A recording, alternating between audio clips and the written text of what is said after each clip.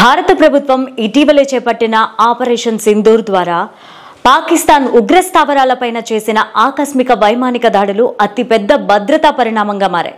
పహల్గామ్ ఉగ్రదాడికి ప్రతీకారంగా కేంద్ర ప్రభుత్వం అత్యాధునిక రఫేల్ యుద్ధ విమానాలతో పాకిస్తాన్ ఆక్రమిత కాశ్మీర్లోని ముదిర్కే ప్రాంతంలో ఉగ్ర శిబిరాలను లక్ష్యంగా చేసుకుని ధీటుగా దాడి చేసింది.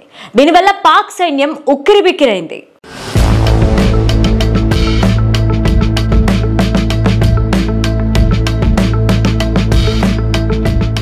ఇప్పుడు పాకిస్తాన్ కు మరో అతిపెద్ద దెబ్బ తగిలింది. బలూచిస్తాన్ లిబరేషన్ ఆర్మీ రెండు వేరువేరు ఐఈడీ పేలుళ్ల ద్వారా పాక్ సైన్యాన్ని లక్ష్యంగా చేసుకుంది. మొదటి దాడి బొలాన్ జిల్లాలోని మచ్ ప్రాంతంలో పాక్ సైనిక కాన్వాయ్ పైన రిమోట్ కంట్రోల్డ్ పేలుడు జరిపించారు. ఈ దాడిలో 12 మంది సైనికులు, వారిలో special operations command Tariq Imran, subedar Umar Farooq అక్కడికక్కడే మృతి చెందారు. సైనిక వాహనం పూర్తిగా ధ్వంసమైంది.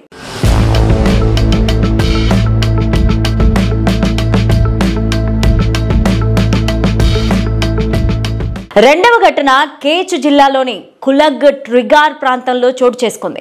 మధ్యాహ్న సమయంలో జరిగిన ఈ పేలుళ్లో బాంబు డిస్పోజల్ స్క్వాడ్ లక్ష్యంగా మారింది. ఇందులో మరో 2 సైనికులు మృతి చెందారు.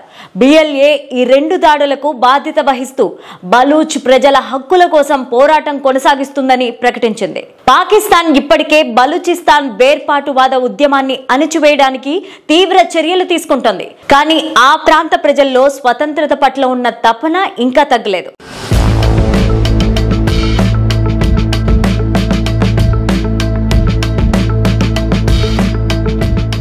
భారత వైమానిక దాడులు, బలూచ్ తిరుగుబాట్ల నేపథ్యంలో పాక్ ఇప్పుడు ద్వంద్వ ఒత్తిడిని ఎదుర్కొంటోంది.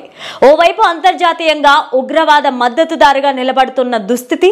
ఈ పరిణామాల మధ్య పాకిస్తాన్ తన విధానాలను పునఃపరిశీలించాల్సిన అవసరం ఏర్పడింది.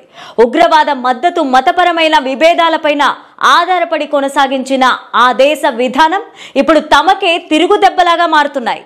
శాంతిని కోరుకుంటే పాకిస్తాన్ 2 కీలక అంశాలను పట్టించుకోవాల్సిందే: ఉగ్రవాద మద్దతును నిలిపివేయడం, బలూచ్ ప్రజలతో న్యాయపరంగా వ్యవహరించడం. ఈ 2 మార్గాలని విశ్లేషకులు అంటున్నారు.